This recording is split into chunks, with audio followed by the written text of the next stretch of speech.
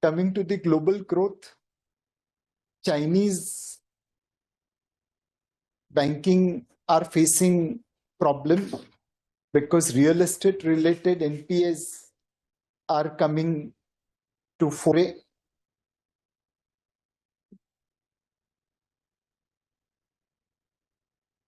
Their debt to GDP ratio, especially for private sector, has reached levels where probably based on past experience, it looks unsustainable.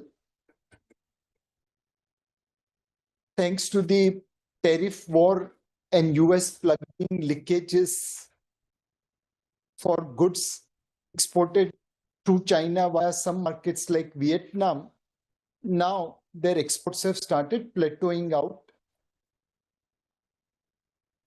In France, the government suddenly collapsed, and that has increased yields on France government securities. Today, there are many companies in Eurozone whose borrowing cost is lower than government of France. Obviously, all this kind of uncertainty has ensured that different countries follow different monetary policy, and their equity markets are also behaving differently. A market like Korea is up 55% as their prime minister has focused upon improving corporate governance. Overall market in Europe, thanks to their low valuation, has also delivered good return. Coming to US economy, after surprising drop in first quarter, second quarter it has bounced back.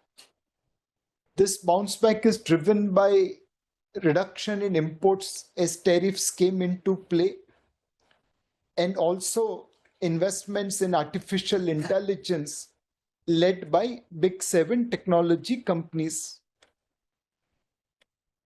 If you see this jump since 2024, big seven companies are investing almost as much as the rest of the 493 companies. On top of it, US government spending continues to remain high, almost equivalent to crisis time like World War II. This large funding or spending by government is resulting into fiscal deficit which remains in mid-single digit and debt which is likely to cross $38 trillion. This has also resulted into US government shutdown, and now it is a bit difficult to differentiate US vis-a-vis any emerging market. While imports have come down, the trade deficit combining both goods and services is not narrowing down. In fact, it is up 31%, which shows that despite tariff, American combined deficit is not coming down. The real challenge is, does US have manufacturing capacity? It's easy to put tariff and reduce imports. But if people need a particular product and you are not going to manufacture, then by definition, people will import even by paying higher prices. Will tariff burden shift to US consumer? The research has shown that over a period of time, increase in tariff will be absorbed mainly by US consumer. It can be deferred here and there for a while, but eventually US consumer will have to pay the price. This has started into some amount of red signal on US economy. After a long period of time, job openings have started coming below number of people who are unemployed. This had happened during the COVID era. Now it is happening first time post-COVID era. The bankruptcy not in amount, but in terms of numbers, is increasing. And it's now almost touching COVID era. Foreigners own large amount of US assets. It's almost $30 trillion. And by and large, people have withdrawn money when dollar depreciates. 2025, dollar is depreciated about 12%, almost highest in the last 5 decades.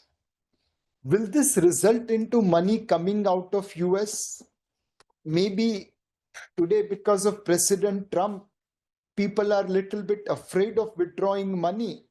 But who knows, at some point of time, trickles can result into exodus.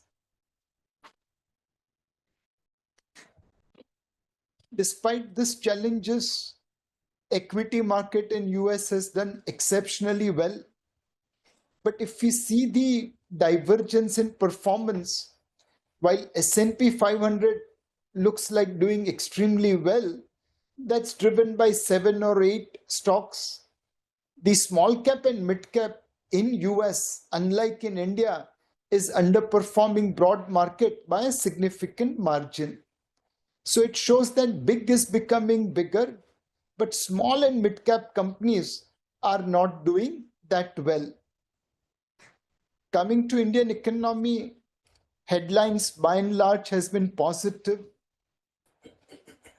Thanks to the first quarter GDP growth number, agencies have started revising India's growth target. Our share in global GDP continues to increase. Between 2025 to 2030, on a PPP basis, we will be contributing about 19% of incremental global GDP growth between 2025 to 2030. First quarter FY26 growth came at 7.8%, way above street expectation. Despite that spectacular growth, for us, the GST collection growing below nominal GDP growth is a challenge. For FY26, nominal GDP growth in budget is estimated at 10%, and April to September GST collection growth was 9.8%. But there is a sharp deceleration between April to June and July to September. April to June growth at 11.8% was higher than nominal GDP. Economy was doing well. But July to September, because of monsoon, because of GST bonanza announcement, whatever the case may be, numbers have slowed down sharply. Based on our spectacular growth and fiscal prudence, market has re-rated India. In 2014, we were trading about 6% above US 10-year yield. Today, we are trading 2.4% above 10-year US yield. This resulted into finally rating agencies upgrading India. After a gap of 18 years, India has been upgraded to next level. US has levied tariffs on India. Additional 25% tariff is put because we are importing Russian oil. Now, undoubtedly, US is targeting India unfairly. In coal, China is a larger importer. Crude also, China is a larger importer. In gas, except India, everyone imports. In LNG, except India, everyone imports. So overall, US seems to be targeting just India on the pretext of Russian oil. If we had stopped importing Russian oil, they would have found something else and probably still levied tariff on us. However unjust this tariff might be, there will be serious impact on certain sectors in India, like textiles, handicraft, gem and jewelry, fishing and aquaculture. These are the sectors which will be hit by the US tariff. And unfortunately for us, these are the sectors where large number of people are employed. It's not that India does not have any tools to retaliate. All the American big seven companies earn significant amount of money from India. And in some sense, when government recommends use of Zoho products, which is made in India product, in lieu of Microsoft Windows, there is a message to the America that even India can retaliate. Be the case as it may be, textiles, aquaculture, gem and jewelry, handicraft will be hit by American tariff, and government of India is responding by stimulating domestic economy. In the last budget, 1 lakh crore income tax rebate was given to the taxpayers. On this, in this year, GST cut was announced. On a net basis for this year, it will be 48,000 crore in the pockets of consumers. But on an annualized basis, this will be from next year onwards, about 96,000 crore. Interest rates have been cut by a percentage point. That has reduced the burden on EMI payers between 1 to 1.2 lakh crore. Eighth pay commission will put money in the pockets of government employees between 2.4 to 3.2 lakh crore every year. Ban on gaming on a monthly basis could save about 10 to 12,000 crore. All this thing is going to put more money in the pockets of taxpayers, consumers, borrowers, government employees, and speculators. Hopefully, if this money is spent on Swadeshi product, as requested by Honorable Prime Minister, the benefits of this spending will remain in India and domestic economy will get stimulated. Rupee has depreciated between 10 to 12% versus Euro, GBP, Chinese renminbi. We should be able to find alternate exports market for our textiles, for our aquaculture, for gem and jewelry, and for handicraft in those countries. Obviously, back channel negotiation with US is on, and hopefully some deal may emerge over a period of time. And in the meantime, we expect credit guarantee scheme for sectors impacted by US tariff. Put all these things together, we should be able to negate adverse impact of US tariff in FY27. FY26 growth will be hit little bit, but FY27 we should be able to negate the negative impacts. On an economy basis, if we see, thanks to the good monsoon, most rural indicators have started improving in terms of two-wheeler registration, agriculture exports, tractors, and sentiment.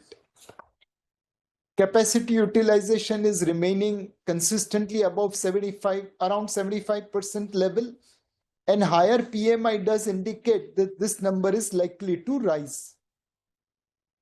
High frequency indicators by and large are showing reasonably positive trend.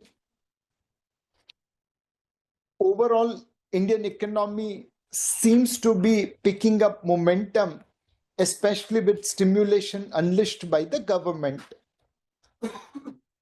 Luck also favors us with oil prices coming in 60 handle from around 80 handle.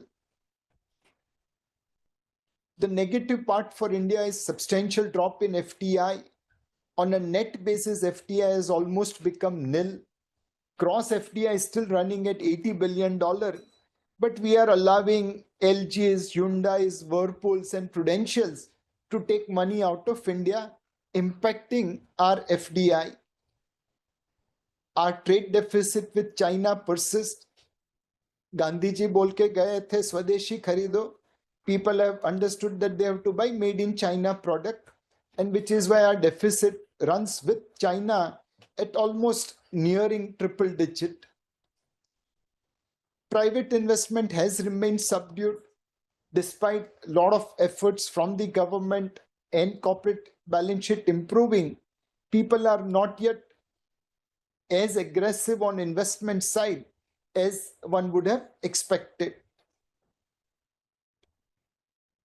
As I mentioned earlier, Indian rupee has depreciated between 5% to 16% in last 8 months vis-a-vis euro, yen, renminbi and GBP.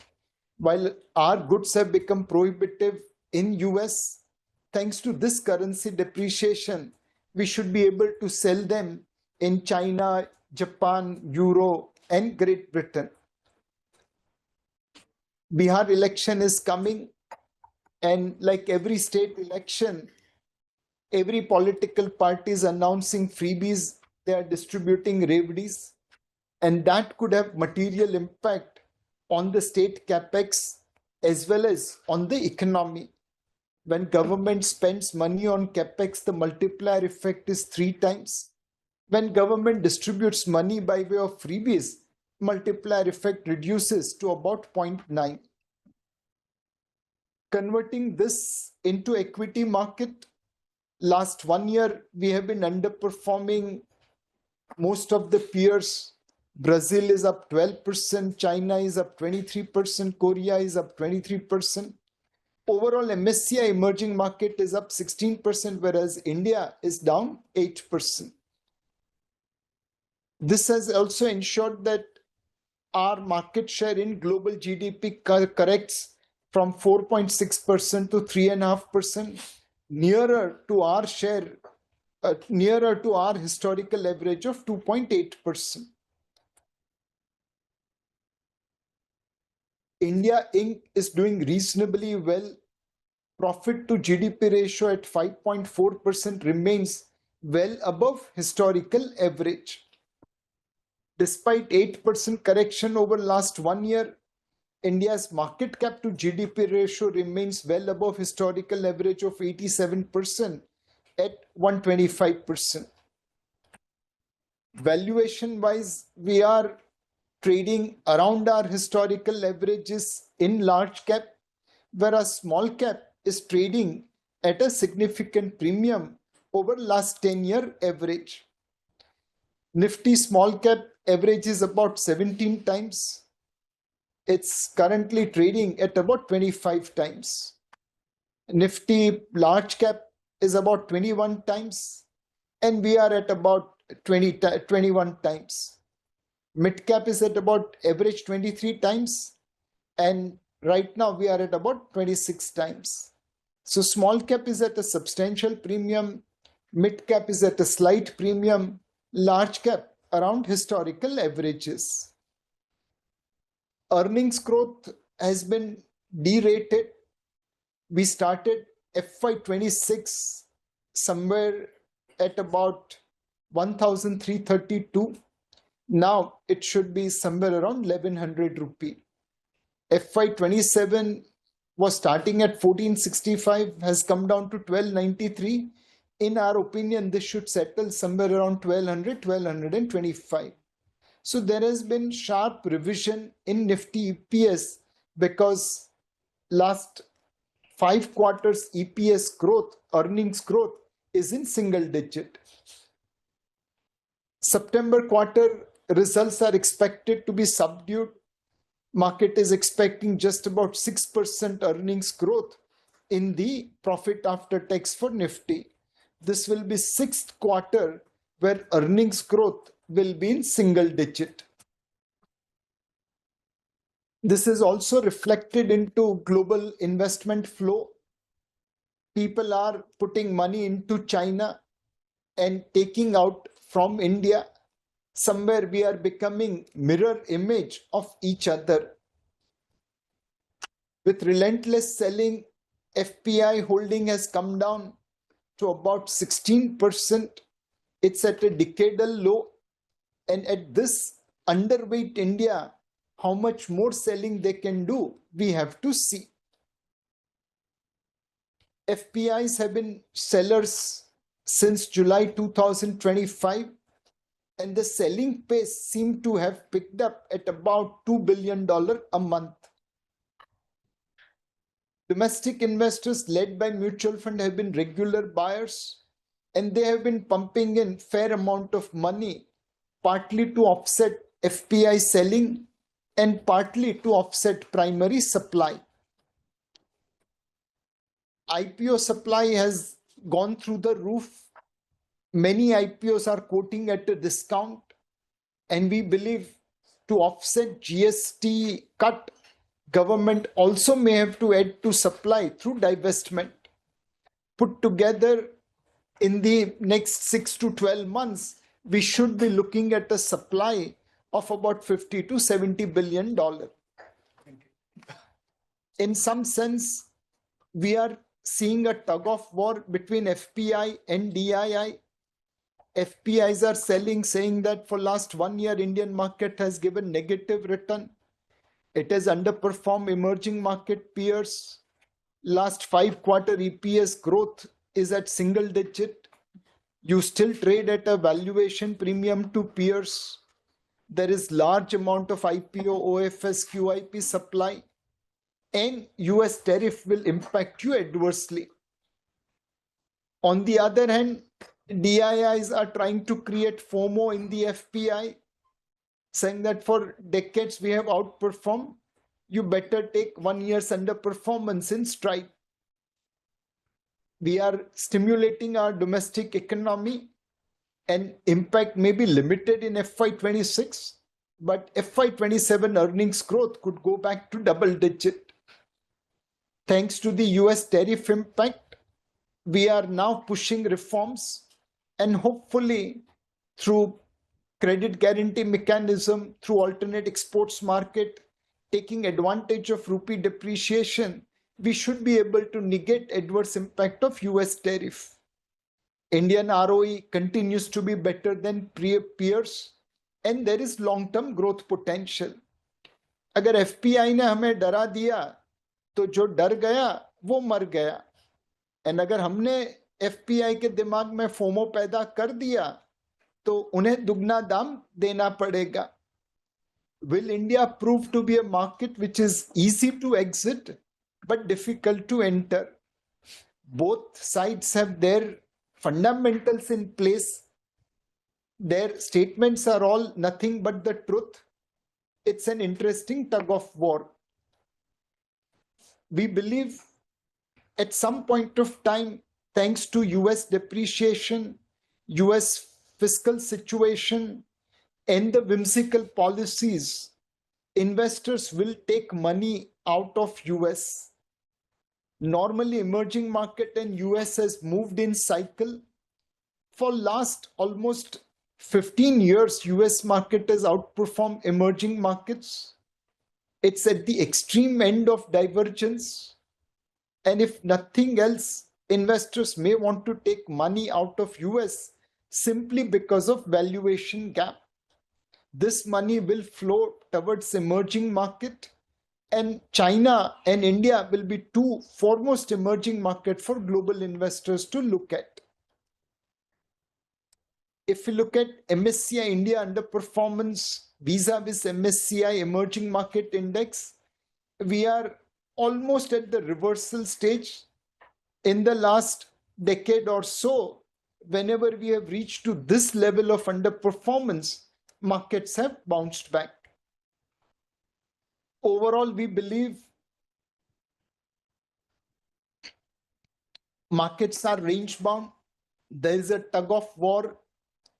Events like US-India tariff deal could support market and create a relief rally. If FPI suddenly becomes buyer, undoubtedly markets will have a relief rally. If equity issuance pipeline stops suddenly, as people are focusing more on pricing, then there could be some respite to the market from downside risk. But the most important thing will be earnings. And we believe September quarter earnings will be mid-single digit. December and March, one will have to see what is the impact of the GST cut And are people spending festival seasons in Swadeshi or Videshi goods? At this point of time, we continue to maintain our previous call. Neutral weight equity, fair value market, neither expensive nor cheap. Overweight large cap, marginal underweight mid cap, and underweight small cap. Stocks over last 5 years have delivered great return. More than 296 stocks have delivered return of more than 100%. Even today, 198 stocks are trading above 50 trailing P. It's not a very cheap market, it's a fair value market. The most important thing which we expect from our partners is to moderate return expectation of customers. Last 5-year broad market return was 16%, led by mid and small cap at about 20% and 23%.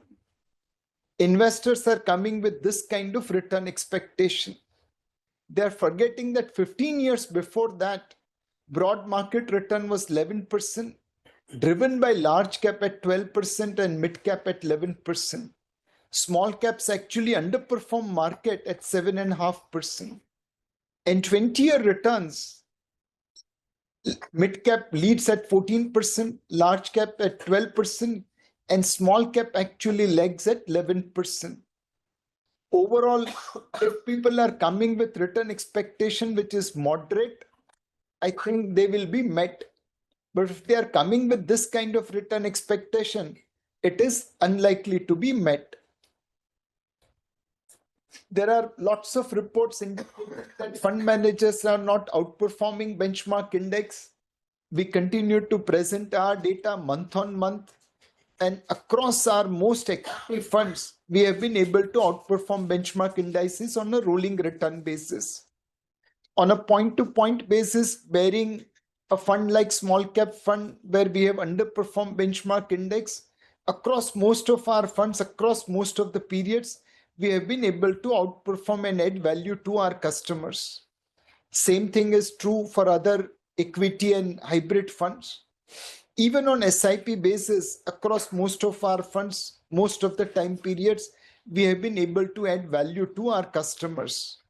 Limited point, while there are influencers and newspaper reports incorrectly quoting Gora's research to say fund managers are underperforming benchmark indices, reality is totally different. Most funds still are outperforming benchmark indices. Two of our funds which we would like to bring to your attention. One is the Kotak Business Cycle Fund. It has consistently outperformed benchmark since inception, and it continues to move from one sector to another depending upon our long-term outlook on those sectors. Harish manages that fund for last almost now 2.5 years, and he has done a reasonably good job in managing various cycles. The second fund is Pioneer Fund. This also is managed by Harish. We put 17% of our Pioneer Fund in global equities, ranging from NASDAQ 100 and Global Innovation, Yes. a CI Innovation Fund. Correct. 79% is invested into local equities, primarily focused on innovative companies, companies which are leveraging technology to deliver or build moat around their businesses. This fund again has delivered alpha consistently over benchmark index, and current innovation themes in this funds are, Harish, you want to talk about it? So current themes in this fund, what essentially we are doing in this fund is to ensure that both the local portion and global portion have companies which are gaining market share, because the true test of a pioneering company, true test of an innovating company, whether it's led by new product, new process, new R&D, is that it should lead to market share gains. So all the companies in the portfolio are market share gainers. And if you pick up any company in any sector that has gained market share over a 3 to 5 year period, that particular company, whether it's in the global market or the local market, has done well. For example, when you look at, say, TVS versus certain other two-wheeler names, TVS has consistently gained market share over the last 5 years, and it has significantly outperformed versus most other two-wheeler players in the market. So that is the entire intent of this particular fund. And we'll have new age companies like Eternal, PB Fintech, and many other names that we have in this particular fund. We have manufacturing opportunities, again, which are market share gainers, whether it's in direct manufacturing opportunity or whether it's led by certain auto ancillary opportunity like a Schaeffler. And then there are certain niche business leaders which are doing very well. It could be in, say, hospital space, diagnostic space. But once again, the common characteristics among everything here is that they should be gaining market share over a next 2 to 5 year period. Over to you, sir. Thank you, Harish. This fund has not taken any cash call. It has remained invested through the ups and downs of the market, and it has delivered outperformance over some of the funds which have taken much higher cash call, even in a market which is down. In terms of passive investments, we have our bouquet. We continue to remain one of the lowest expense and lowest tracking error fund house, as indicated by in various fund categories. We have sectoral, thematic, overseas, as well as smart beta and commodity and market cap based indice passive funds. At this point of time, because we are overweight large cap, we'll recommend you to consider Nifty 50 and Nifty Next 50 index for conservative investors. If you are looking to offer it to aggressive investors, Nifty Top 10 Equal Weight Index or Nifty 100 Low Volatility 30 Index could be appropriate for them. People who are looking to invest on a sectoral or thematic basis, consumption index and bank index continues to look attractive. And on a commodity basis, silver is something which one can consider. Our outlook on the near-term silver is that there may be a correction after a sharp rally. There are no fundamental ways to value gold and silver, but using technical analysis and talking to market participants, there is expectation that silver may correct from $46 an ounce to maybe about $40 an ounce, and that correction will be a great opportunity to invest into silver. Coming to fixed income market, we believe there could be more rate cuts by US Fed. First, they delivered thanks to relentless bashing by President Trump. 2 more may come before the year end. In India, inflation by and large has remained benign. In fact, RBI revised inflation forecast for FY26 from 3.1% to 2.6%. Obviously, next year's inflation they have kept at 4.5%. The GDP growth number has also been revised upwards for FY26 at 6.8% on a blockbuster first quarter. But they are keeping next year's first quarter GDP growth at lower than FY26 number. Liquidity has been abundant. RBI's intervention in FX and government securities market has ensured that liquidity remains abundant. RBI has taken several steps since Jan 2025 to support growth. And in this monetary policy, it became more like a banking policy than monetary policy, with RBI unleashing about 21 reforms to ensure that banking system can lend money for even acquisition or stock market investment. Bond market continues to remain range bound with slightly downward bias, especially if Fed and RBI provides rate cut. In the debt market, income plus arbitrage omni fund of fund is cornering fair amount of longer duration flows. This fund's USP is that after 2 years of investment, the capital gains will be taxed at 12.5% compared to a tax-free bond bank fixed deposit. This is one of the very attractive post-tax return. This fund invests about 65% or less in debt funds of Kotak Mutual Fund, and about 35% plus will be invested into arbitrage fund. The volatility and return profile is similar to debt fund, but taxation is comparable to equity mutual fund.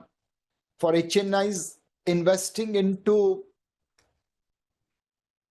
tax-free bonds, bank fixed deposits, or AAA rated bonds and debentures, this fund will be more appropriate from a post-tax return point of view. The mid-single digit interest rates and the correction in market creates room for hybrid funds for investors.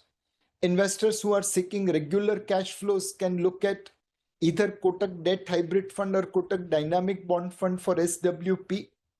And high taxpayers can look at Kotak Balance Advantage Fund or Kotak Equity Savings Fund for SWP.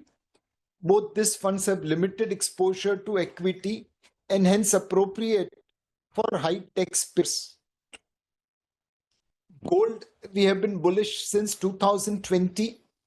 2021 was the period where our view went negative, but overall bullish gold call has delivered significant return in last 4 years.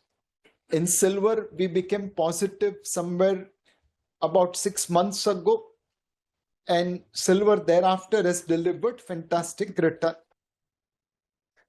Our call of buying gold as well as silver was purely on the basis of central bank buying.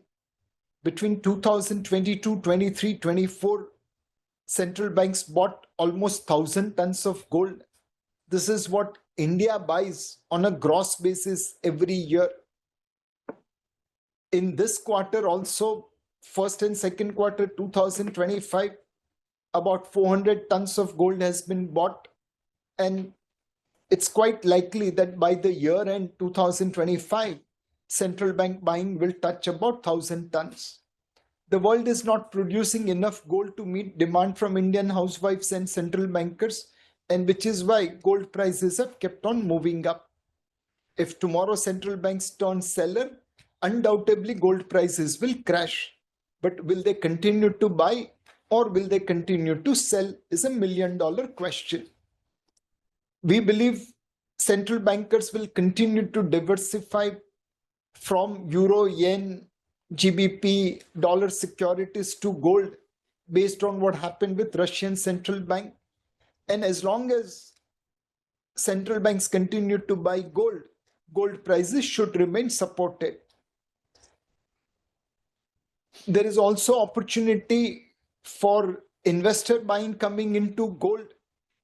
In 2022, more than 150 tons came on a monthly basis in gold ETF. Thereafter, there was fair amount of liquidation. And now, last 7-8 months, gold has started, investor flows have started coming into gold ETF. Will this continue further? If yes, then that will have material impact on gold prices. The Chinese appetite for gold continues to remain strong. They have been buying gold to diversify their FX reserves. Despite fair amount of buying by China, their gold reserve is at about 2,300 ton. US is at about 8,100 ton. In every fill, China would like to exceed US. Hopefully, they'll go and buy more gold to exceed US's gold reserve. The only risk to the gold prices, apart from central bank selling, is manufactured gold. Is it possible to grow gold in laboratory like lab-grown diamond? Well, in San Francisco, one startup has converted mercury to gold through nuclear fusion process. Earlier, nuclear fusion used to remain for few seconds. But in France, someone started nuclear fusion process for 22 minutes. So we'll have to keep on observing whether lab-grown gold is possible or not. In CERN, At Large Hadron Collider, they were able to convert lead into gold for few nanoseconds. It was an unstable conversion, so gold disappeared. The cost was so prohibitive that this experience was never conducted again. So maybe lead to gold via CERN looks difficult, but we'll have to keep a watch on nuclear fusion evolvement, whereby mercury gets converted to gold. Silver is at about $47. It has gone up like a rocket, primarily driven by industrial demand as well as central bank demand. Over the cycles, silver prices have gone through ups and downs. Central banks have not been traditional buyer of gold. Central banks have not been traditional buyer of silver. But of late, we hear Saudi Arabian central banks have been buying silver. The industrial demand for silver continues to remain strong, especially from electric vehicles and solar cells. Put together, gold and silver are inherently risky instrument. Both have sharp run up on the back of central bank buying. We believe there could be corrections in silver prices in the near term. But as long as central banks continue to buy gold and silver, prices will eventually go higher. Keeping that in mind, we are launching Kotak Gold Silver Passive Fund of Fund. The NFO opened day before yesterday. The NFO opened yesterday, and it's closing on 20th of October. In this fund, we will be dividing our allocation between gold and silver based on past historical analysis. Gold and silver has low correlation with equity as well as vis-a-vis each other. Over a period of time, gold and silver both have delivered return in different cycle. There are periods where gold does well. There are periods where silver does well. If one changes from gold to silver in physical format, there is a tax liability, and which is why we are launching Kotak Gold Silver Passive Fund of Fund. This will allocate between gold ETF and silver ETF based on in-house quantitative model. The investments will be on a passive basis in Kotak Gold ETF and Kotak Silver ETF, and dynamic rebalancing will ensure that we are able to get best of the both world without paying taxes. Based on the past data analytics, Kotak Gold Silver Fund of Fund has outperformed both gold and silver by doing right allocation. Obviously, there is no guarantee that it will get repeated in future, but we'll continue to take advantage of analytics to ensure that we have better handle on the allocation between gold and silver. The best part of fund of fund will be tax efficiency. Every time you buy and sell gold, you incur transaction cost. Our transaction cost will be lower. You don't have to worry about purity and storage.